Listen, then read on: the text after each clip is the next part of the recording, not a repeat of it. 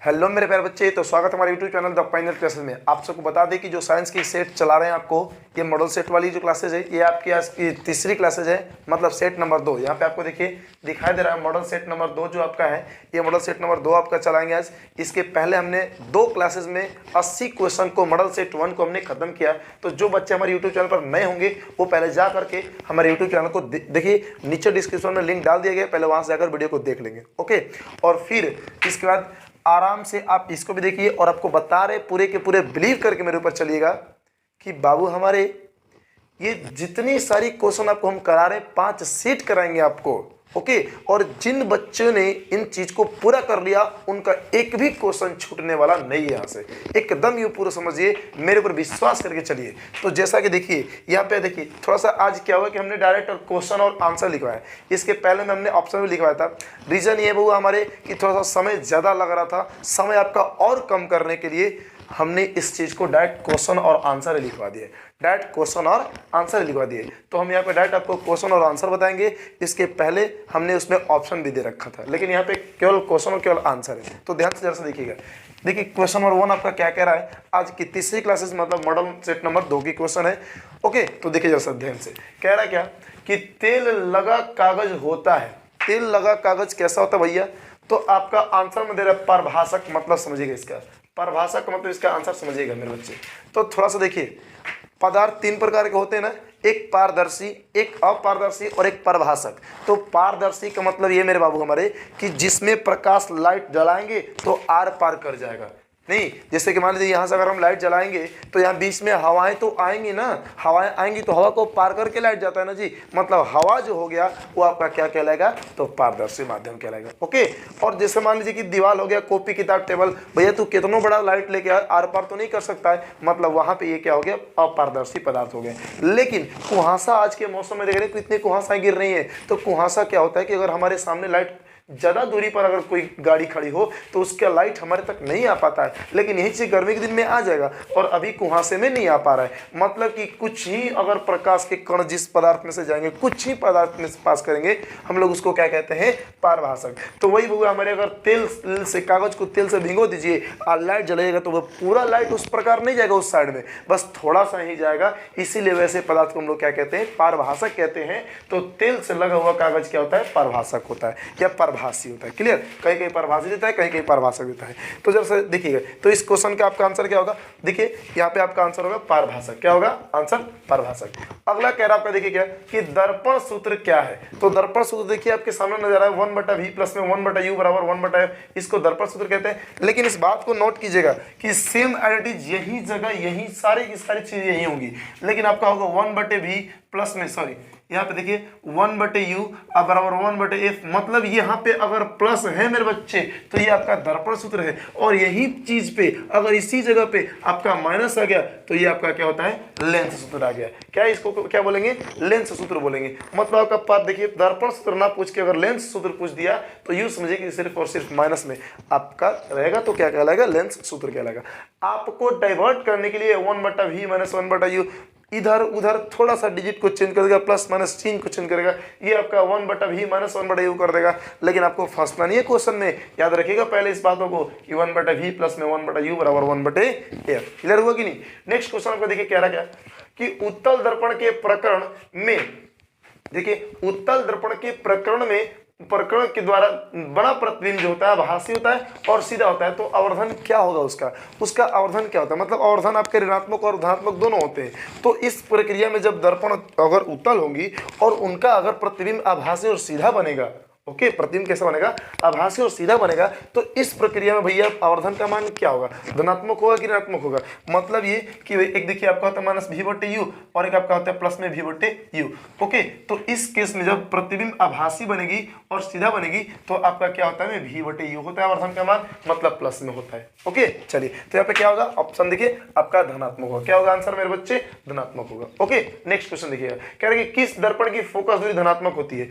Simple बात भैया, simple बात, आप तो चिन्ह परिपाटी पढ़े भी होंगे ये वाला चीजें। ओके, तो ये किसका होता है भैया हमारे, तो उत्तल दर्पण का, मेरे बाबू हमारे उत्तल दर्पण का जो पर आपका होता है धनात्मक, ये फोकस दूरियां वो धनात्मक होती है। क्लियर हुआ, उत्तल दर्पण की क्या होती है, धनात्मक होती है। नेक्स्ट क्वेश्चन देखिए आपको 5 नंबर क्वेश्चन क्या कह रहा है कि प्रकाश के अपवर्तन के कितने नियम होते हैं। ये तो भैया सेम क्वेश्चन वही चीजें हैं। अगर ये देखिए दो चीजें होंगी, या तो ये और एक परावर्तन और एक अपवर्तन, दोनों में से कोई एक गारंटेड है कि आपका ऑब्जेक्टिव में पूछा ही जाएगा। ये बात आप लिख लीजिए, हो सकता है कि दोनों ही पूछा जाए, क्योंकि ये क्वेश्चन तो इतना मोस्ट है भैया कि ये हमको लग रहा है कि सबसे ये चैप्टर जो आपका है ना प्रकाश वाला, इसका सबसे प्यारा क्वेश्चन लगता है आपको कि प्रकाश के अपवर्तन के कितने नियम होंगे, तो मेरे बाबू हमारे 2 होंगे। अगर बात परावर्तन की होगी तो उसका भी आपका नियम कितने होते हैं, 2 नियम होते हैं। Clear, okay. चलिए नेक्स्ट क्वेश्चन देखिए जरा ध्यान से, कह रहा है कि लेंसों के, देखिए लेंसों के मुख्य फोकस की संख्या कितनी होगी, मतलब लेंस के जो फोकस होते हैं वो फोकस कितने होते हैं, कई गो फोकस होगा, तो आपका अवतल लेंस हो या उत्तल लेंस हो, फोकस 2 होती है। अब रही बात भैया कैसे 2 होती है, थोड़ा सा इस चीज को देखिएगा यहाँ पे। तो देखिए अगर मान के चलिएगा कि यहाँ से हमारे एक गोलीय हम ले लिए लेंस, और एक यहाँ से हमने ये लेंस लिया। ओके, तो इसका ये देखिए ये गोला का तो केंद्र होगा ही, और ये गोला का भी केंद्र तो होगा ही। ओके, और ऐसे अगर गुजरेगी तो यहाँ फोकस इसका होगा, यहाँ फोकस इसका होगा कि नहीं होगा। अगर ये सारी चीजों को हम मिट कर दें आपके लिए सामने, देखिए मान लीजिए मिट कर दिए ना जी, ये साफ कर दिए, तो देखिए ये आपका कौन सा लेंस हो गया, ये आपका कौन सा लेंस हुआ मेरे बच्चे, तो ये उत्तल होगा ना जी। तो उत्तल लेंस को बोले फोकस होगा कि नहीं होगा, होगा ना जी।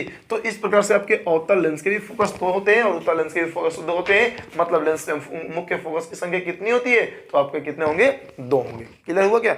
नेक्स्ट क्वेश्चन चले, ये बहुत मोस्ट क्वेश्चन है, बहुत जबरदस्त क्वेश्चन, जितने सारे क्वेश्चन करा रहे हैं ना मेरे बच्चे, तो इस बात को समझिएगा कि जितने सारे क्वेश्चन कराए जा रहे हैं आप उस क्वेश्चन को जरूर करें। क्लियर, अब याद कर लीजिए, क्योंकि आपके इससे बाहर एक भी क्वेश्चन छूटने वाले नहीं है अगर आप पूरा कंप्लीट कर लिए तो अंत तक। इसीलिए देखिएगा बहुत भारी सवाल, बहुत हल्के सवाल, बहुत करोड़ों की सवाल है आपके सामने।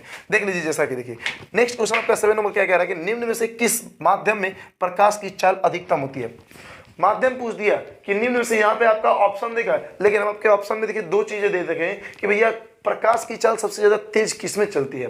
तो एक तो आपको अगर हवा ऑप्शन देगा तो हवा तो होगा ही, लेकिन हवा ना देकर के अगर देखिए अगर हवा भी देगा और निर्वात भी देगा तो आपका स्पीड सबसे ज्यादा किसमें होती है, तो निर्वात में होती है। जो प्रकाश की जो स्पीड होती है सबसे ज्यादा किसमें होती है, निर्वात में होती है, और निर्वात के बाद किसमें होती है, तो हवा में होती है। और यही 2 आपके ऑप्शन सही होंगे, यही 2 आपके ऑप्शन देंगे, हम गारंटेड बता रहे कि ऑप्शन आपका यही देगा।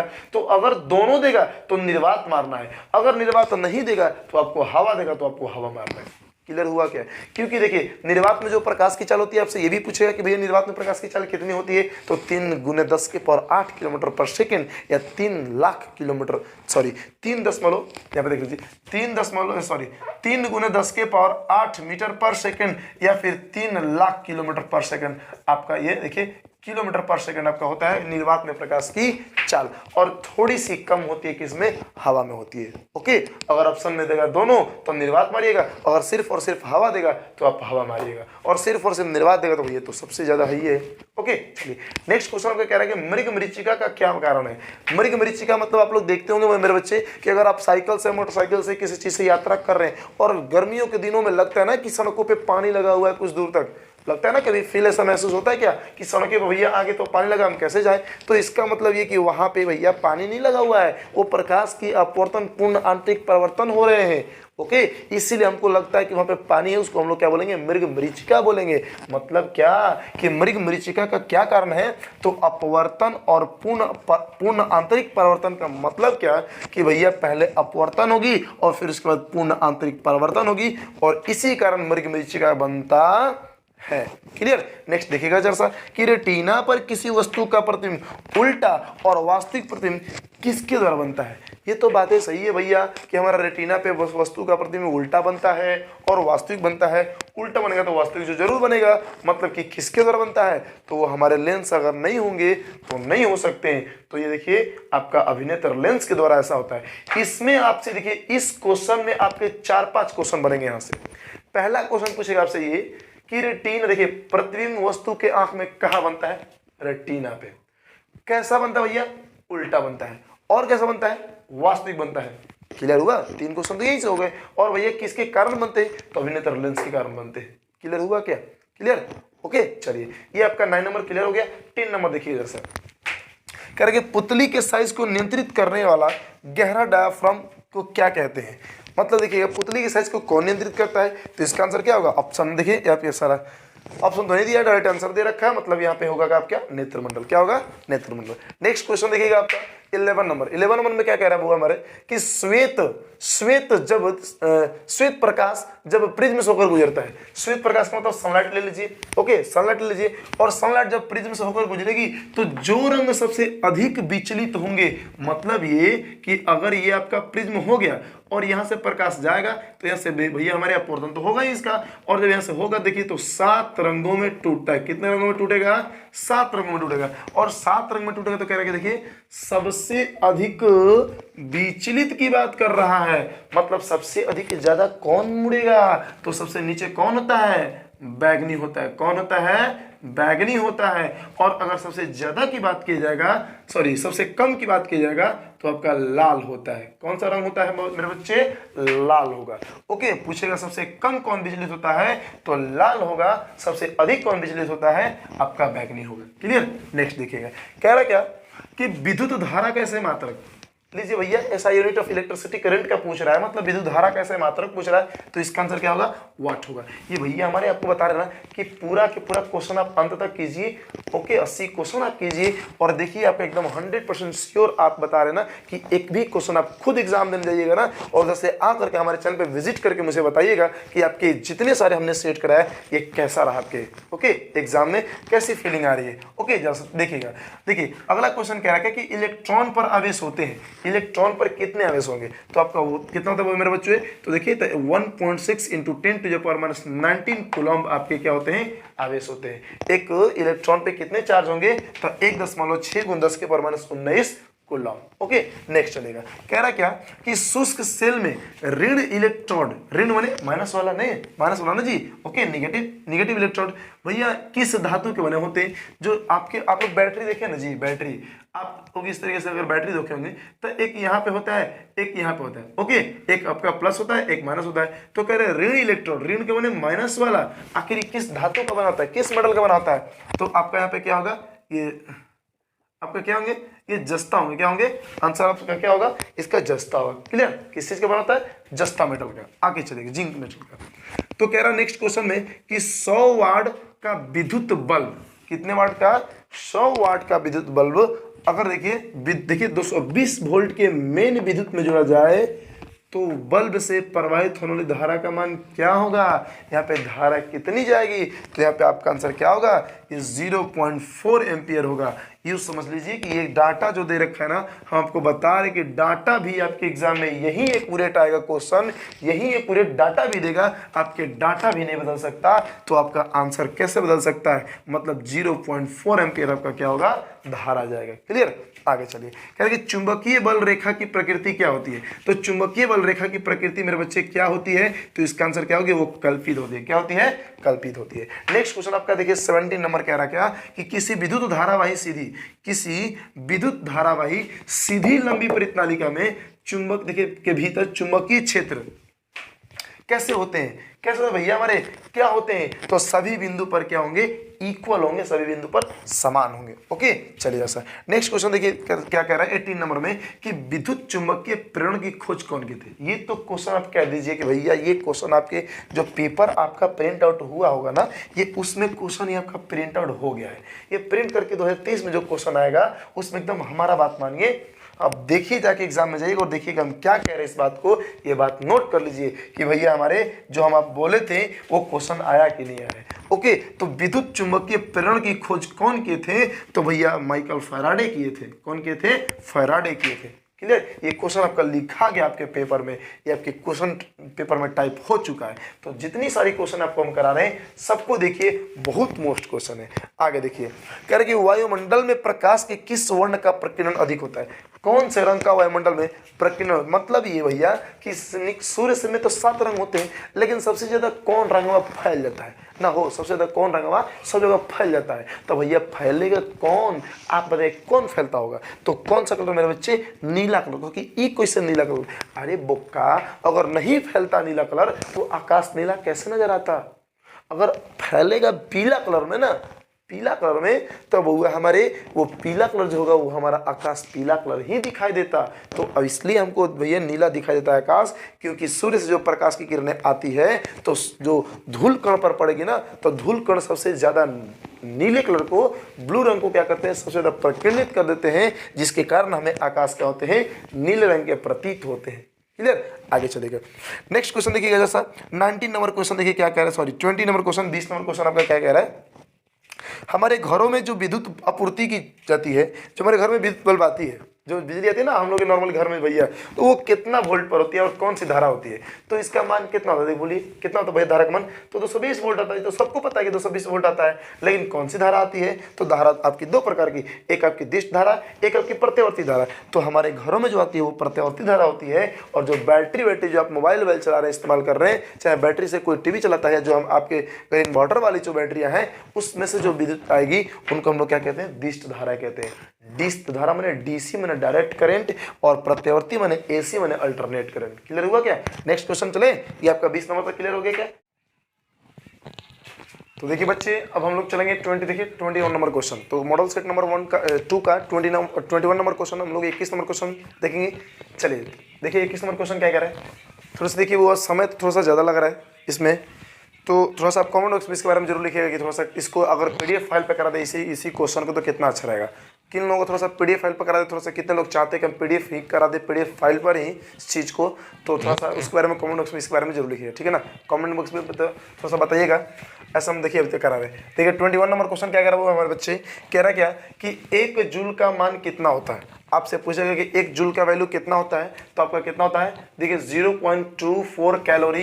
ये देखिए आपको बता रहा बउआ, हमारे एक क्वेश्चन आप लोग एकदम हमेशा आप दिमाग पर रख लीजिए, एक जितना आपके माइंड पे ये बातें रहेंगी ना उतनी ही आपके लिए बेहतर होगी। एकदम देखिए, एकदम आप भेजे में ढुका लीजिए इस चीज को, बार बार इस वीडियो को देखिए, एक बार में याद नहीं रहता है। ओके चलिए, क्योंकि ये क्वेश्चन जितना आप कर लेंगे, बता तो रहे कि एक भी बार से क्वेश्चन आने वाले नहीं है।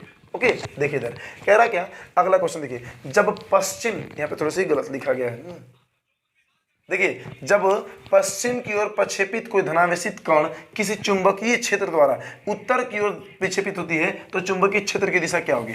ओके, अगर कह रहा क्या कि अगर कोई भैया हमारे, अगर कोई धनावेशित कण है, अगर पश्चिम की ओर प्रक्षेपित हो रही हो, ओके, तो किसी चुंबकीय क्षेत्र द्वारा उत्तर की ओर विक्षेपित किया हो जाता है, तो चुंबकीय क्षेत्र की दिशा पूछ रहा है कि क्या होगा, तो इसका आंसर क्या होगा, ऊपरी मुखी। क्या होगा मेरे बच्चे, ऊपरी मुखी होंगे। अब देखिए नेक्स्ट क्वेश्चन, डीजल का उपयोग कहाँ होता है। अब पूछिए भाई डीजल का उपयोग कहाँ होता है, बहुत जगह होता है ना जी, बहुत जगह होता है। तो इसे आपको देखिए ऑप्शन टाइप पे दिया रखा है यहाँ पे, भारी गाड़ी में या रेल इंजन में या विद्युत उत्पादन में या इनमें से सभी देगा, तो आपका क्या होगा, इनमें सभी होगा। मतलब ये भी होता है, ये भी होता है, ये भी होता है। ऑप्शन डी देगा आपका इनमें से सभी, तो आपका इनमें से सभी हो जाए। क्लियर हुआ कि नहीं।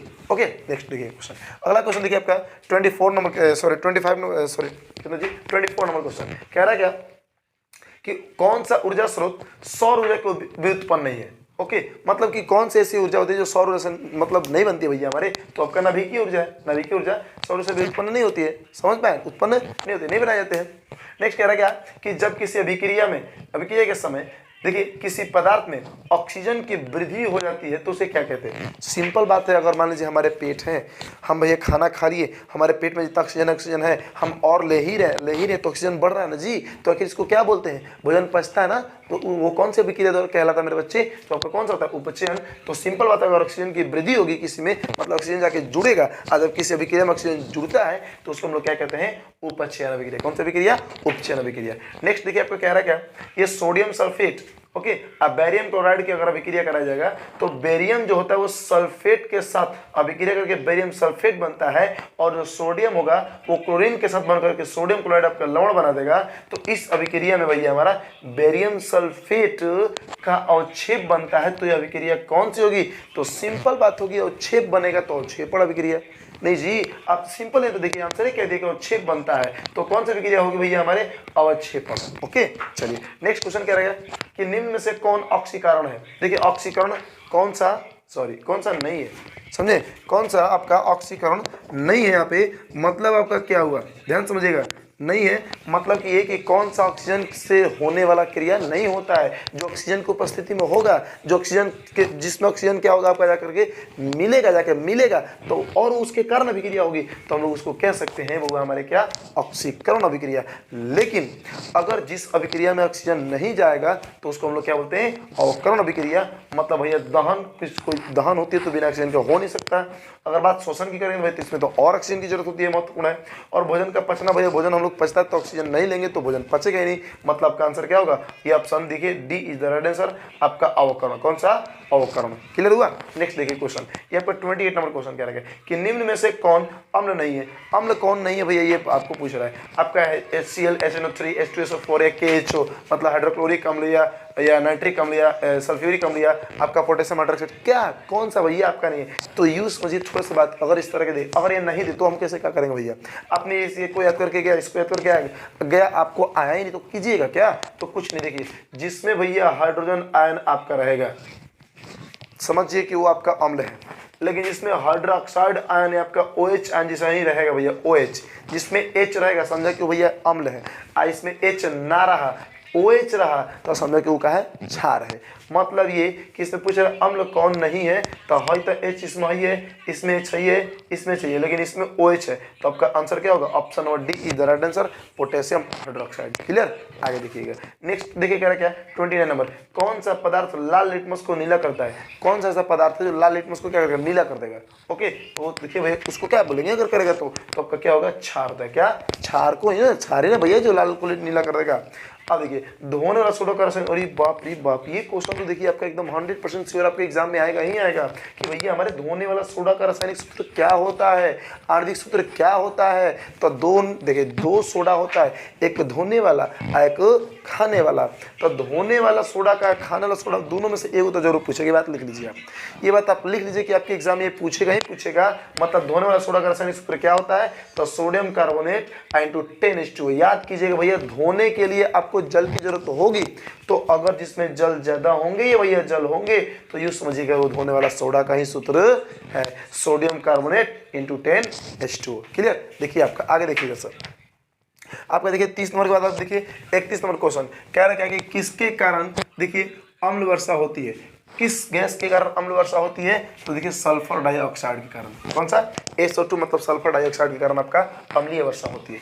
नेक्स्ट कह रहा है कि अम्ल और भस्म आपस में विक्रिया करके क्या बनाएंगे, अम्ल बस आपस में विक्रिया करके क्या बनाते हो, तो हाँ नहीं हो। जैसे मैं देखिए आपको बता रहे हैं, देखिए मान के चलो, मान लो कि क्या है मुन्ना है, कौन है, मान लो सॉरी मुनिया है, मान लो है मुनिया है, कौन से है, ये मुनिया है। ओके, आगे चलेगा। और ये जो भैया हमारे मान लीजिए भाई कौन है, ये मुनवा है। ये कौन सा है भैया, मुनवा है। अगर दोनों के दोनों लोग अगर मान लीजिए आपस में मिलेंगे कहाँ, हाँ मिल के 10-5 मिनट बाद न्यूट्रल हो जाएंगे। और न्यूट्रल हो गया तो सन्नाटा, कहाँ, हाँ सन्नाटा होंगे तो भैया उसके बाद क्या होगा जी, यहाँ पे 2 गो मुनवा मुनिया के नाम से क्या होगा, एगो बच्चा निकल जाएगा ना हो। तो मतलब दोनों के दोनों न्यूट्रल हो गए। तो कहने का मतलब है इसको क्या बोलेंगे, जब अम्ल और भस्म आपस में विक्रिया करेंगे तो क्या बनता है, लवण बनता है। और वो विक्रिया हो क्या जाती है, उदासीन हो जाती है। क्या होती है, उदासीन हो जाती है। मतलब देखिए अगला क्वेश्चन देखिए इधर साहब कह रहा है कि निम्नलिखित में से, अरे बाप ये भी क्वेश्चन तो एकदम जबरदस्त क्वेश्चन है। ये आपके एग्जाम में आएगा कि निम्न में से कौन बुझा हुआ चूना का सूत्र है। बुझे हुए चूना का सूत्र कौन सा है, बुझा हुआ चूना का मतलब ऐसा चूना जब आपने मान लीजिए दुकान से खरीद के लाए भैया पेंट करने के लिए, घर पोछारा करने के लिए ना, कहाँ, हाँ घर पोछारा होता है ना जी, हाँ। तो भैया वो चूनवा को लेके जब आप घर चिमकी में जब है तो वो आपका शुष्क चूना है। लेकिन वही चूनवा को लेके अगर आप पेंट कर दिए, पोछारा पानी में डाल दिए तो आपका वो क्या हो जाएगा, बुझ गया भैया वो। तो उसको क्या बोलेंगे, बुझा हुआ चूना बोलेंगे। क्लियर हुआ कि नहीं, ओके, उसको क्या बोलेंगे, बुझा हुआ चूना बोलेंगे। तो यहाँ पे मेरे बच्चे ध्यान से देखिएगा, तो इस देखिए आपका कैल्शियम हाइड्रोक्साइड क्या है, बुझा हुआ चूना है। तो CaO कैल्शियम ऑक्साइड आपका शुष्क चूना, इसी को पानी के साथ अगर आप मिला दीजिएगा, या पानी के साथ आप मिला दीजिएगा इसको, समझे, एक सेकेंड, आप इसको पानी के साथ जब मिलाइएगा तो आपका क्या होता है, वो भुजा हुआ चूना हो जाता है। क्लियर, आगे देखिए कह रहे सिलिका क्या है, सिलिका क्या है, हम पूछेगा आपके एग्जाम में, लिख लीजिएगा। तो क्या है सिलिका, उपधातु है। क्या है, उपधातु है। ओके, चलिए अब कह रहा है कि लोहे की परमाणु संख्या, लोहे की परमाणु संख्या क्या भैया, तो आपका कितना होता है, 26 होता है। ओके, नेक्स्ट क्वेश्चन देखिए, लेड और मरकरी उष्मा के क्या है, चालक है, सुचालक है, अर्धचालक है, क्या है? तो भैया अल्पतम चालक है। अल्पतम माने कह दीजिएगा कि उसमें ऊष्मा धीरे धीरे कम मात्रा में जाएगी। अगर आप शीशा को लेकर, लेड माने शीशा होता है, मरकरी माने पारा, अगर भैया मान लीजिए लोहा के मार्कर है, हम यहाँ पे गर्म करेंगे तो जितना जल्दी ये गर्म होगा उतना जल्दी शीशा नहीं होता। तो वही कह रहा है क्या, ये अल्पतम चालक है। क्लियर। नेक्स्ट देखिएगा, अगला कह रहा क्या, अगला कह रहा है कि विद्युत अपघटन में इलेक्ट्रॉन मुक्त होते हैं। इलेक्ट्रॉन किस पर मुक्त होंगे, एनोड पर कि कैथोड पर? तो आपका आंसर क्या होगा, ऑप्शन नंबर देखिए, ये सॉरी ऑप्शन बोल रहे हैं, ये आपका किस पर होता है, एनोड पर होता है। किस पर, एनोड पर। ओके। नेक्स्ट देखिए, क्रायोलाइट किसका अयस्क है? क्रायोलाइट जो है वो किसका अयस्क है? तो इसका आंसर क्या है, एल्यूमिनियम का। किसका, एल्यूमिनियम का। एक एक क्वेश्चन के आंसर देखिए हम इसलिए लिख दिए यहाँ पे डायरेक्ट कि वो थोड़ा सा ऑप्शन पढ़ने में भी समय लग रहा था नहीं, और थोड़ा सा ऑप्शन पढ़ने में नहीं दिक्कत भी हो रही थी आप लोगों को, तो थोड़ा सा कुछ समय की हम लोग की क्या होगी, बचत होगी। और इससे भी अगर समय की बचत चाहते हैं तो मेरे बच्चे थोड़ी सी और आप अगर देख लीजिए, थोड़ा सा जैसा कमेंट बॉक्स में लिखिएगा, हम कराएंगे कि पीडीएफ फाइल पर आपका क्वेश्चन और नीचे आंसर भी होगा, डायरेक्ट हम आंसर बताएंगे और उसमें ऑप्शन भी रहेंगे। क्लियर है ना? तो जैसे आप बोलेंगे, जैसे इसके बारे में कमेंट बॉक्स में बताइएगा कि क्या पीडीएफ फाइल पर ही करा दीजिए तो बेटर होगा। आगे चलिए, कह रहे क्या कि लोहे को संक्षारित होने से बचाने के लिए उसकी सतह पर किसका लेप चढ़ाना लाभकारी है? ओके, किसका लेप चढ़ाना लाभकारी? तो मैंने भैया लोहा एक हो गया, लेकिन लोहा का खंबा, हम लोग घर ही लोहा आता है तो दरवाजा लोहा को है भैया, उसको क्या कर दो, पेंट कर दो। नहीं पेंट कीजिए तो क्या होगा, जो क्या होगा, वो खराब मूर्छा हो जाएगा। संचारित पहले मूर्छा होना नहीं, तो भैया आखिर क्या करते हैं, तो उसको देखिए बचाने के लिए क्या करते हैं भैया, तो लेप चढ़ाते हैं। लेप का मतलब पेंटिंग करते हैं, पेंट कीजिए चाहे जस्तीकरण कीजिए, नहीं जी। आगे चलिए, अगला कह रहा क्या कि नाइट्रोजन अणु में कितने सहसंयोजक बंधन होते हैं? नाइट्रोजन में कितने अणु सहसंयोजक बंधन होते हैं? तो आपके कितने होंगे, 3 होंगे, क्योंकि नाइट्रोजन भैया जब नाइट्रोजन के परमाणु क्रमांक देखिएगा उसके अनुसार जब बॉन्ड बनाएगा लोग, तो 3-3 को आप आपस में साझा करके वो क्या करते हैं, तो अपना अष्टक को पूरा करते हैं। अगला कह रहा क्या, कार्बोनिल ग्रुप प्रतिकारक क्या है? कार्बोनिल ग्रुप प्रतिकारक इसका क्या है भैया, इसका प्रतिकारक क्या है? तो आपका देखिए डबल बॉन्ड CO। ओके। देखिए नेक्स्ट क्वेश्चन कह रहा है कि कार्बन की परमाणु संख्या कितना है? कार्बन की परमाणु संख्या जी, परमाणु संरचना होगा कितना है। ओके, ये तो क्वेश्चन में मुझे डाउट लग रहा है। कार्बन की परमाणु संख्या अगर पूछे तो इसका आंसर होगा, देखिए आपका क्या, 4 होगा। कितना होगा, 4। Hydrogen, helium, lithium, beryllium, boron, carbon, hydrogen, helium, lithium, beryllium, boron, carbon, और 6 होगा। कितना होगा जी मेरे बच्चे, 6 होगा। ओके, आपका कार्बन की परमाणु संख्या कितना होता है, 6। हमने 4 लिख दिया तो क्योंकि उसके बाध्यम कक्षा में 4 इलेक्ट्रॉन होता है ना, इसलिए मुझे याद है कि हमने 4। ओके, तो मेरे बच्चे आपके 42 क्वेश्चन हो गए हैं। आप जैसे बताइए कि इसके आगे की और भी आपके अभी 80 क्वेश्चन है अभी, और आपके 38 क्वेश्चन बाकी है इसमें। तो थोड़ा सा आपसे हम राय सलाह लेना चाहेंगे कि देखिए यहाँ पे अगर अपलोड कर रहे हैं तो कोई दिक्कतें नहीं है मुझे, लेकिन आप जैसा बताइए अगर पीडीएफ फाइल पर करें तो फायदे क्या होंगे कि समय कम लगेगा, क्वेश्चन ज़्यादा होगा, और इसमें थोड़े से ऑप्शन नहीं मिल पा रहे, उसमें ऑप्शन भी आपको मिलेंगे। तो जैसा कमेंट बॉक्स में इसके बारे में जरूर लिखिएगा कि आपको किस, अगर हम बोर्ड पर कराएं या फिर पीडीएफ में कराएं। तो पीडीएफ में थोड़ा सा एक आपको दिक्कत ये होगी, हम सामने नहीं होंगे, बस मेरी वॉइसें होंगी। ओके चलिए, तो आपको अगर अच्छा लगा होगा वीडियो तो यहाँ तक भैया जिन्होंने आ गया उनको उम्मीद करते कि अच्छा ही लगा होगा, तो मेरे बच्चे चैनल को सब्सक्राइब जरूर कीजिएगा, लाइक जरूर कीजिएगा, और इस वीडियो को दूर दूर तक शेयर कीजिए, क्योंकि आपके मित्र भी आपके साथ ही इन साल टॉप कर सके इस बिहार बोर्ड 2023 के एग्जामिनेशन में। तो फिर मिलते हैं नेक्स्ट वीडियो में, तब तक के लिए जय हिंद, जय भारत।